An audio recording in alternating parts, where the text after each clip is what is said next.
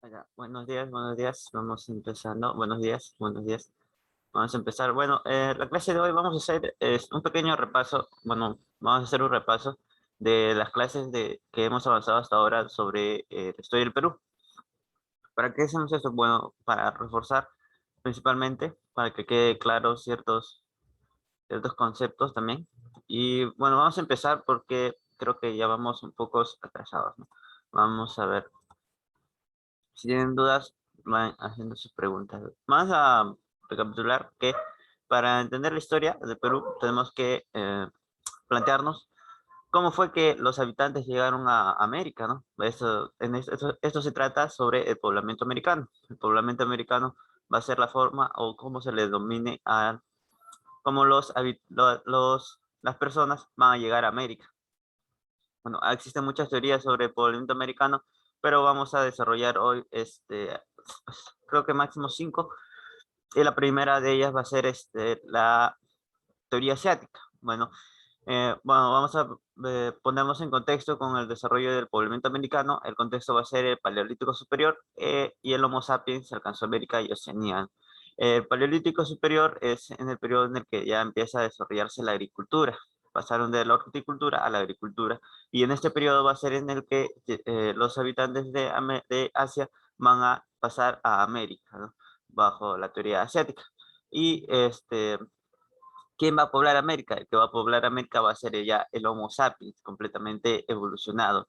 No va a haber ningún otro homínido que llegue a América, solo el Homo sapiens va a ser el que va a alcanzar América, ¿no? La época geológica va a ser el Pleistoceno durante la glaciación de Wisconsin. Wisconsin en América y Würm en Europa. Es la misma glaciación, solo que se le conoce de distinta forma aquí en América y en Europa.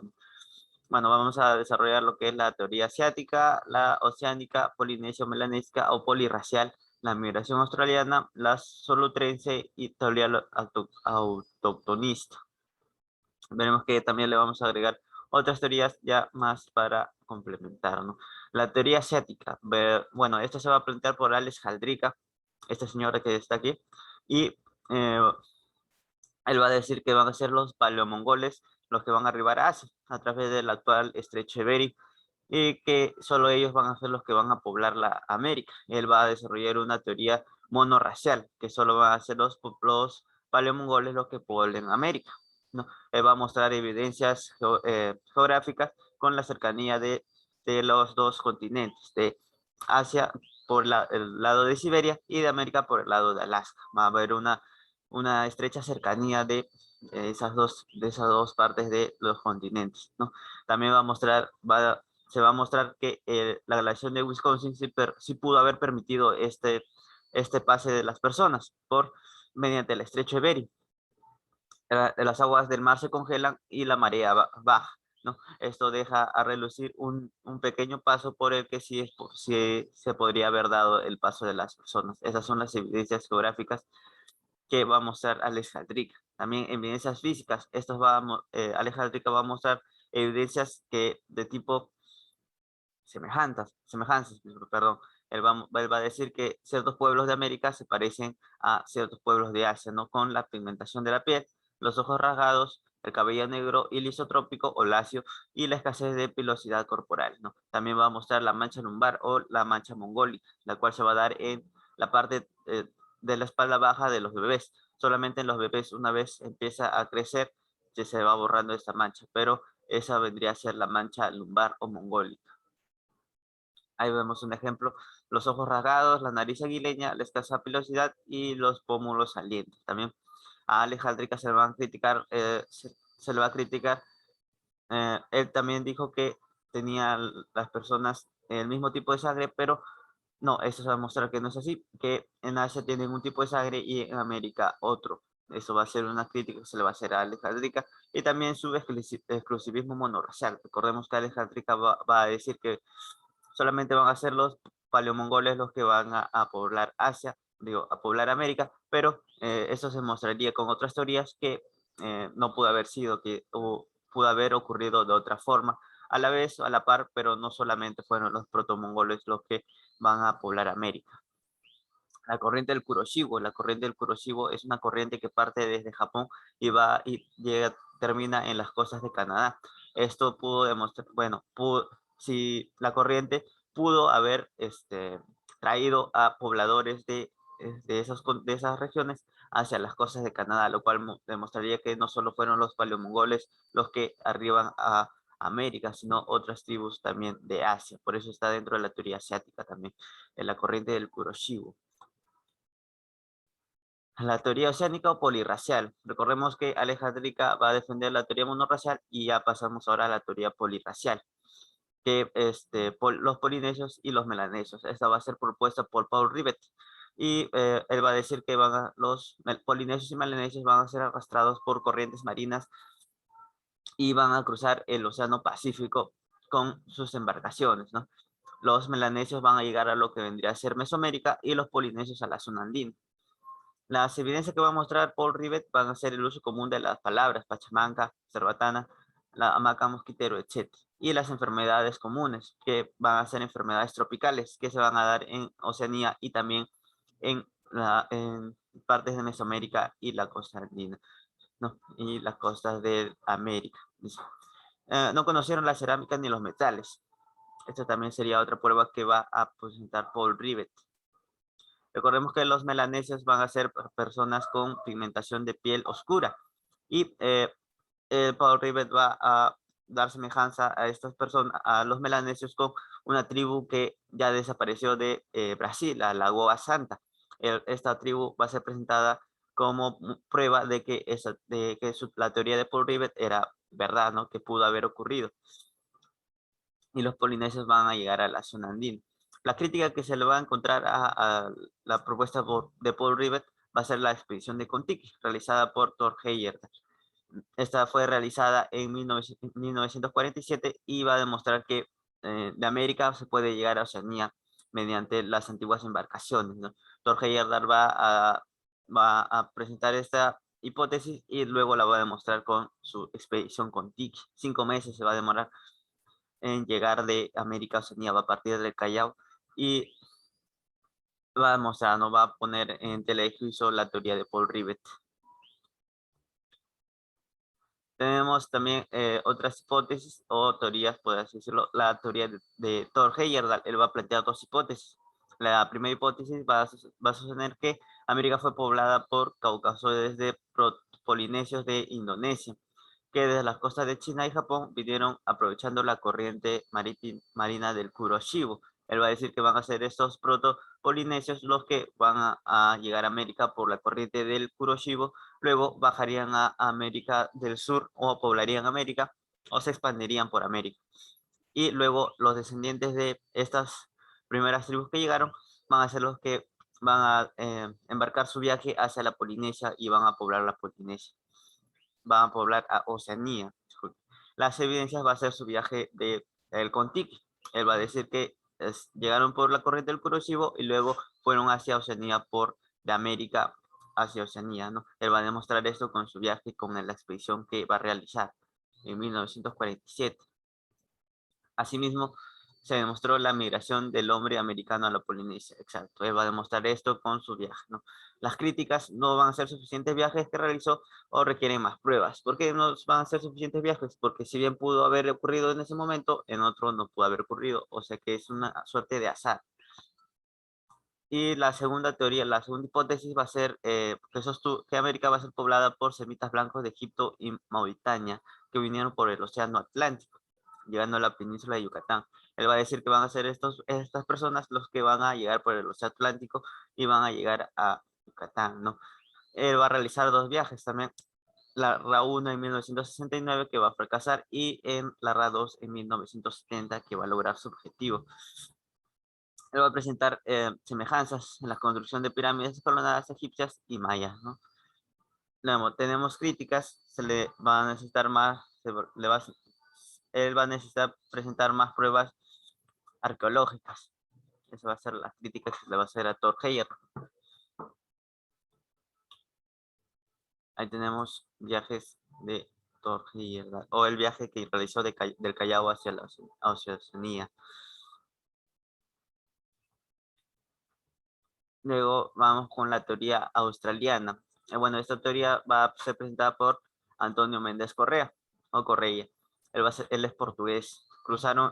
Bueno, él va a plantear que los habitantes de Australia van a cruzar las islas del Pacífico Sur y la Antártida mediante el óptimo climático para llegar a América, hacia la Patagonia. Él va a plantear la hipótesis del óptimo climático, que va a decir que la Antártida hubo un momento en el cual se volvió lo suficientemente cálida como para que las personas pudieran pasar por ahí. Las evidencias que van a mostrar van a ser el uso común del boomerang en zumbadores y chozas en colmena. Van a presentar cosas que los pueblos de Australia hacían y también los pueblos de América de la parte de la Patagonia. También va a presentar la teoría de que los hombres de la Patagonia soportan el frío debido a esta migración que realizaron a través de la Antártida. No, la crítica que se le va a encontrar a esta teoría va a ser que no va a presentar evidencias físicas, solo semejanzas en sus costumbres, no va a presentar ningún resto arqueológico.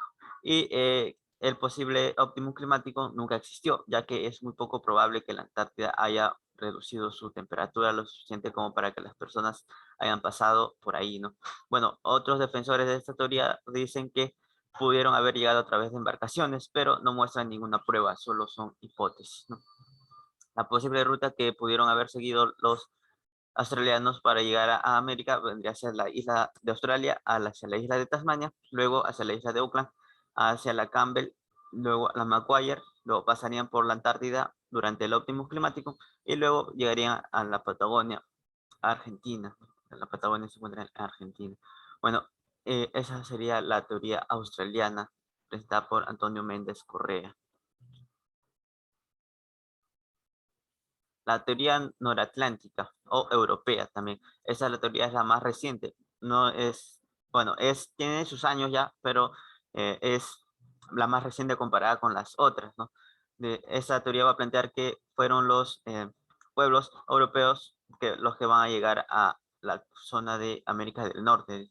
Migraron desde Europa con embarcaciones aprovechando la glaciación de Würm. Recordemos que en América se le va a decir glaciación de Wisconsin, pero en Europa se le va a decir glaciación de Würm. Es la misma glaciación, solamente que tiene diferentes nombres. Van a aprovechar el congelamiento del mar y esto les va a permitir llegar por la zona del Atlántico. Las evidencias que van a mostrar van a ser las puntas de lanza de Clovis. Clovis es una tribu que se desarrolló en América del Norte. Ahí fueron donde se encontraron estas lanzas y que se parecían mucho a otros proyectiles o puntas de lanzas que se encontraron en Europa. Y estos dos investigadores, Stanford y Bradley, se van a hacer la pregunta por qué se parecían tanto y llegan a la conclusión de que fueron, o ellos dicen que fueron de los mismos pueblos, que los que a través de la congelación del mar, en pequeñas embarcaciones van a llegar a América, ¿no? A poblar América. Hace unos 17.000 años más o menos.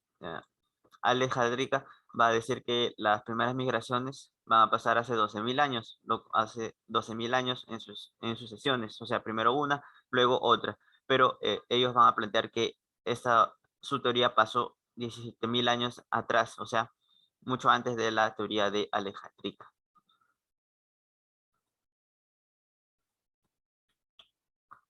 Luego pasamos a la teoría autoctonista.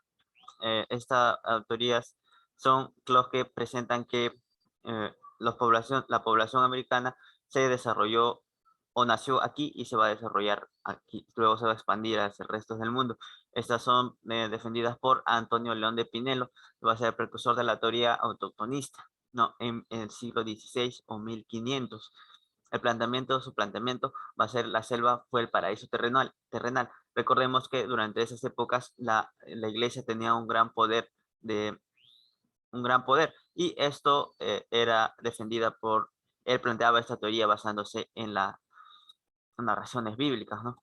Y pues, la evidencia va a ser el paraíso en el mundo nuevo. Claro, su obra va a ser criticada ya que no tiene rigor científico. Luego está con Florentino Meguino. Florentino Meguino va a decir que América es la cuna de la humanidad. Las evidencias van a ser restos fósiles de homínidos y mamíferos de la era terciaria. El problema con estos restos físicos van a ser que se demostraron ser falsos y no eran del terciario, sino del cuaternario. Y pertenecían a monos platirrinos, o sea, no eran humanos. Esto va a ser, bueno, esta teoría va a ser desmentida por Alex Aldrich. Él va a demostrar que estos restos son falsos, no corresponde a la que planteaba Florentino Ameghino. Bueno, de los poblamientos americanos pasamos a lo que es el Perú prehispánico. Esto conlleva a los primeros habitantes que llegan al Perú, al territorio de Perú, hasta la llegada de los españoles en los años 1500, ¿no? El Perú prehispánico.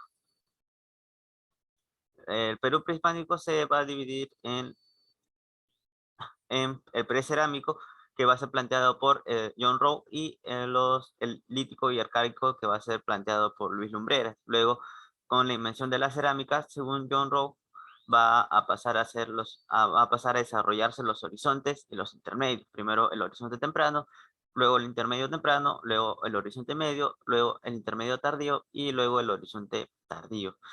Y según Luis Lumbreras, luego del arcaico va a desarrollarse el formativo, y luego los desarrollos regionales, seguidos por el Imperio Wari, y los estados seguidos por los estados regionales, y finalmente el Imperio Inca. Claro, esto es hasta la llegada de los españoles, y, y a todo esto también se le diría culturas pre-incas. John Rowe va a basar su periodificación de acuerdo a la evolución y difusión del estilo de la cerámica. Él va a ser el que diga que es la etapa antes del horizonte temprano, va a ser el precerámico. Y Luis Lumbreras va a basar su periodificación con el desarrollo socioeconómico. Va a enfocarse más en el desarrollo de las poblaciones y cómo esos se desenvolvían con su medio, ¿no? Eso es de Luis Lumbreras. El periodo lítico. El periodo lítico, recordemos que el periodo lítico va a ser planteado por Luis Lumbreras. Periodo lítico y el arcaico. Ahora vamos con el periodo lítico, que se desarrolló hace 12.000 a 6.000 años antes de Cristo, ¿no? Las características van a ser que estos pobladores del Perú antiguo, muy antiguo, van a convivir en bandas nómades sin diferenciación social, y van a tener un estilo de vida nómade y habitaron cuevas y abrigos rocosos. Ellos van a ser trogloditas, van a habitar cuevas, y economía depredadora. Para recordar, van a ser parásitos de la naturaleza. Ellos van a llegar van a llegar a un sitio y luego van a depredar todo lo que encuentren en ese sitio. Luego, al ver que ya no hay nada que les pueda dar la naturaleza, van a migrar hacia otro lugar siguiendo a sus presas, o a los que ellos van a cazar. Llegan a ese otro lugar en el cual está su presa, consumen todo y luego se vuelven a retirar. Eso es la economía parasitaria. Lo único que les importa a ellos es mantener su subsistencia, no mantener la naturaleza. A ellos no les importa la naturaleza. Y la división del trabajo a base del género y la edad. Se va a diferenciar esto. Los hombres van a empezar a cazar y las mujeres van a empezar a cuidar a los niños, ¿no? También a la edad, cuando se refiere a que ya los hombres mayores ya no van a cazar, sino van a dedicarse más a lo que es también la cuidanza. Instrumentos propios del Paleolítico superior en piedra y hueso. Recordemos que el lítico es piedra, o tiene relación con la piedra, por eso piedra, superior, lítico, piedra. Es Paleolítico superior en piedra y hueso, ¿no? Y el desarrollo del arte rupestre o parietal. Van a pintar en paredes, claro, esto mostrando a veces su estilo de vida y otras veces la forma en la que cazaban. Aquí también van a convivir con la megafauna, van a convivir con el mamut, el diente de sable. Claro, esto va a llegar en un punto en que la megafauna va a empezar a extinguirse, y ellos van a necesitar otras formas de mantener su subsistencia. Recuerden que si cazaban un mamut era carne durante semanas, pero al desaparecer estos animales, los que correspondería a la megafauna, va a necesitar otro medio de subsistencia, el cual ya pasaría a desarrollarse luego en la agricultura y en el pastoreo. Ahí vemos imágenes que están desarrolladas con esto, ¿no? Claro, esto pertenece al Pleistoceno y luego ya pasaría al Holoceno. Bueno, en la sierra se va a desarrollar la casa colectiva de cérvidos y camélidos, desarrollaron y el desarrollo de pinturas rupestres. Ahí tenemos ejemplos de proyectiles foliáceos de la Auricocha, y en la costa se va a dar el consumo de recursos marinos, de los valles, de las lomas y valles y humedales, y la dieta a base de pescado y marisco. Recordemos que al estar tan cerca de mar, esa va a ser su principal fuente de alimento.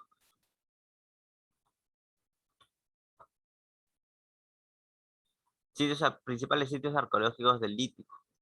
Tenemos a Paiján en La Libertad, va a demostrarse la pesca con arpón y los restos óseos más antiguos de la costa. También tenemos en Chivateros, en Lima, la cantera y taller lítico de preformas y asociada a la tradición paijanense. También en la Auricocha, en Huánuco, las pinturas rupestres, herramientas y restos óseos humanos incompletos. En Pichimachay, 1, en Ayacucho, restos líticos más antiguos.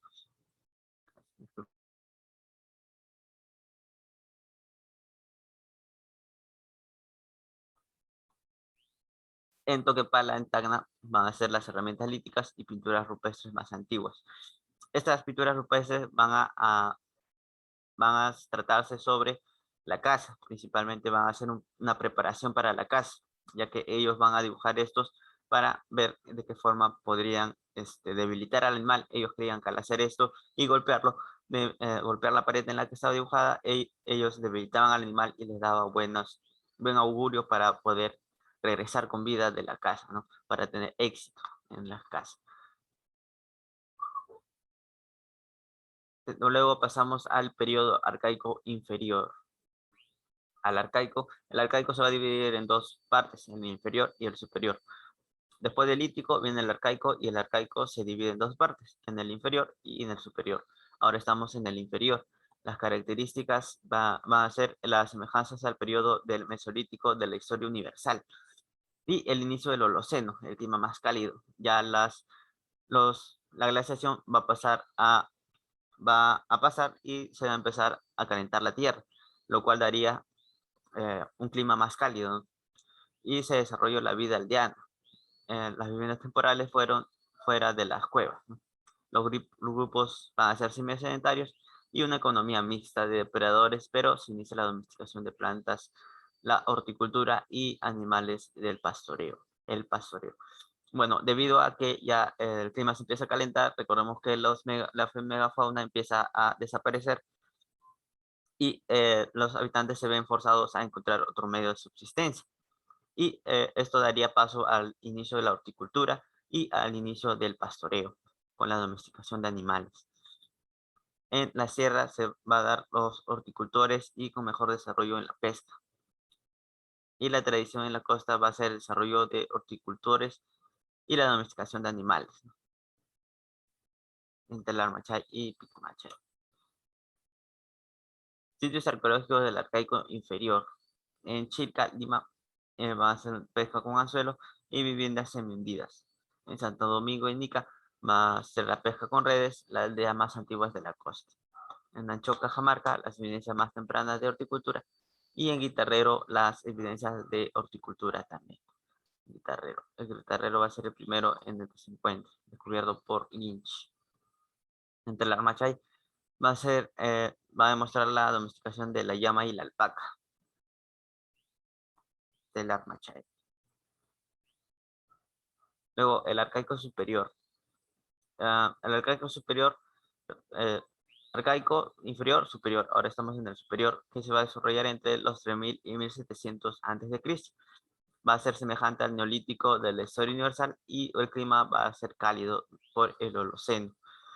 Va a tener una economía productiva ligada a la agricultura extensiva o de secano y ganadería. ¿A qué se refiere con agricultura de secano? Que ellos van a cultivar solo cuando llueve. Llueve, ellos cultivan. O en época de lluvia, ellos van a cultivar. Pero pasa la época de lluvia y ellos dejan de cultivar. Van a nacer los ayus como comunidades conformadas por familias ligadas a un tótem y a un líder. Recordemos que los ayus luego van a ser también parte de la cultura inca, y lo cual ya no va a ser por un tótem, sino por una momia.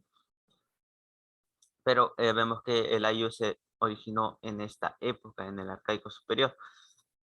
Y la religión va a ser organizada. Se van a construir templos con presencia de fuegos ceremoniales, lo que demostraría las jerarquías sociales de sacerdotes, agricultores y lo que vendría a ser el pueblo. En la sierra se van a dar templos rectangulares de 2 plantas y fogones con ductos. Un ejemplo de esto vendría a ser el templo de las manos cruzadas. Y en la costa se van a dar las pirámides truncas con terrazas escalonadas, plazas circulares y recintos con fogones para incinerar ofrendas. Con las plazas circulares, un ejemplo sería Caral. Luego tenemos Caral en la costa, que vendría a ser la sociedad más antigua de América, ¿no? Las pirámides truncas y las terrazas escalonadas. Sitios arqueológicos del Arcaico Superior. Tenemos a Huaca Prieta en La Libertad, aldea de horticultores avanzados, tejidos con diseños avanzados y calabazas talladas. Luego tenemos en Aspero, Lima, con centros pesqueros y ceremoniales de la costa. Destacan Huaca de los Ídolos y Huaca de los Sacrificios.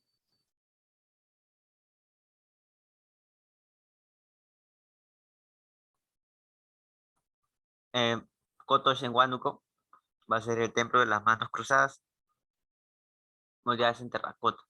Van a representar la dualidad, la percepción del mundo organizado a partir de fuerzas opuestas y complementarias.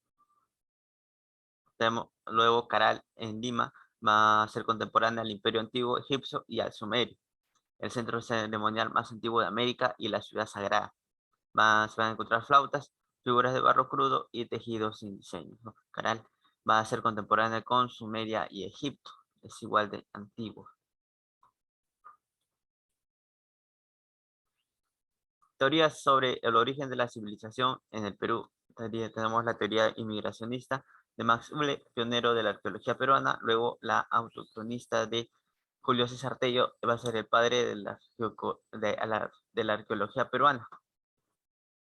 Luego tenemos a la teoría aloctonista de Federico Kaufmann. También tenemos otra teoría más que iremos explicando.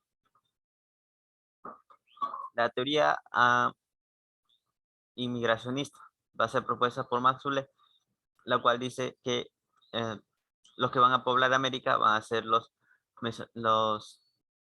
habitantes de Mesoamérica, específicamente los mayas. Los mayas llegaron a la costa peruana por vía marítima.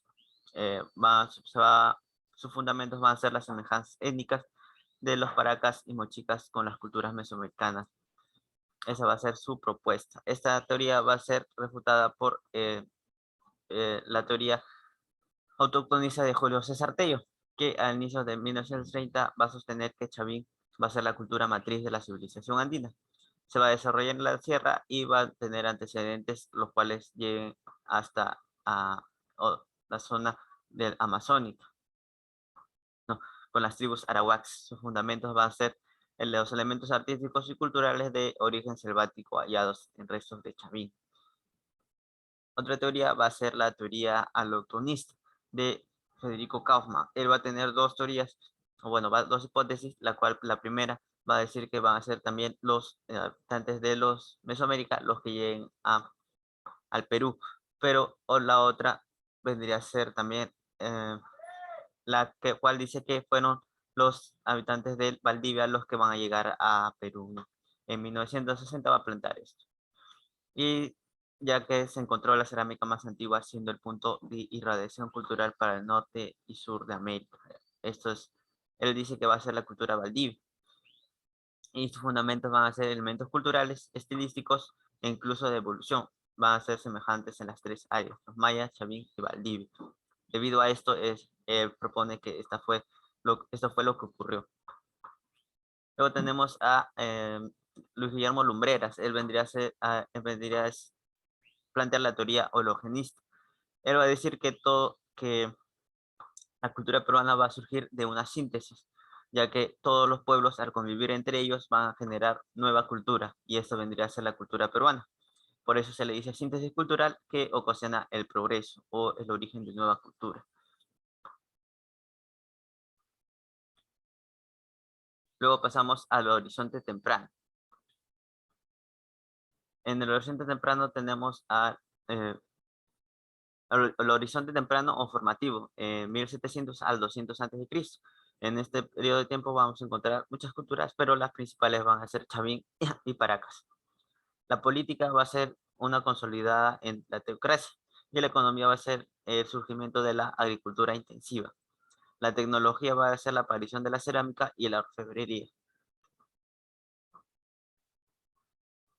Chavín va a ser parte del formativo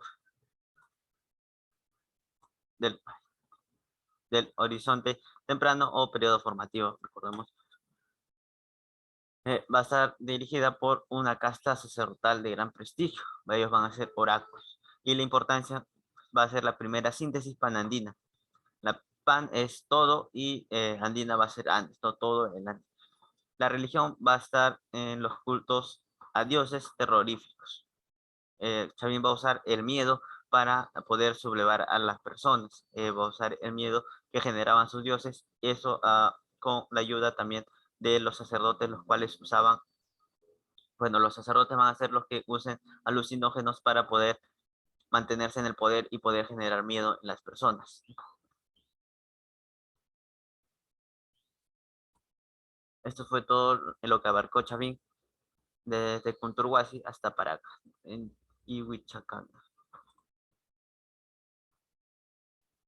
El complejo Chavín de Huántar va a ser dos templos. El templo viejo, que se ubica el donde se ubica el lanzón monolítico y la plaza circular hundida. También tenemos el templo nuevo. Se hallaron las cabezas clavas y el portal de las Falcónidas. La litoescultura. Bueno, la litoescultura se refiere a la escultura en piedra. Va a ser considerada la mejor expresión del arte de la sociedad chavín. Entre la litoescultura tenemos al lanzón monolítico, el cual tiene la figura de un dios, el cual se queda observando a la persona y como si lo manteniese siempre observando. Ese va a ser, y también la figura de un dios, el cual está sonriendo. También tenemos dentro de eso a la estela de Raimondi, la cual sostiene dos varas. Bueno, se dice que también en su espalda se encontraría un cocodrilo, bueno, una asociación de cocodrilos, los cuales le darían el poder, ¿no? Chavín va a tener su religión basada en lo que vendría a ser las feas. ¿Qué son las feas? Las feas son los felinos, aves y serpientes. Son toda su religión o sus dioses van a ser dioses terroríficos con estas dos características. Van a ser felinos, aves y serpientes. Por eso, a base de esto, Julio César Tello dice que el origen de esta cultura va a ser en la Amazonía, ya que en la Amazonía se van a encontrar estos animales, el jaguar. El principal dios de Chavín también va a ser el jaguar, ¿no? La cerámica va a ser monócroma y predomina el color negro e incisiva. Va a ser de base plana, cuerpo globular y hace estribo y gollete.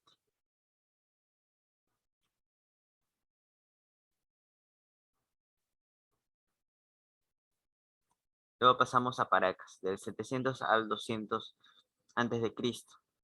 Paracas va a tener dos partes, la parte cavernas y la de influencia chavín y la parte necrópolis con autonomía regional. El origen de Paracas va a ser de la influencia de Chavín. Chavín en un punto va a llegar a caer y luego los habitantes van a migrar hacia otro lado y lo van a formar lo que vendría a ser la cultura Paracas. La cerámica va a ser polícroma y con la técnica de despojación y el monócroma con la técnica de precocción. La política se va a desarrollar un gobierno autocrático, pero en etapas más tardías destacó la casta de jefes guerreros. Bueno, aquí vamos a hacer un pequeño paréntesis para poder continuar luego con lo que continuaría del repaso y también desarrollar las preguntas, ¿no? Así que volvemos en instantes.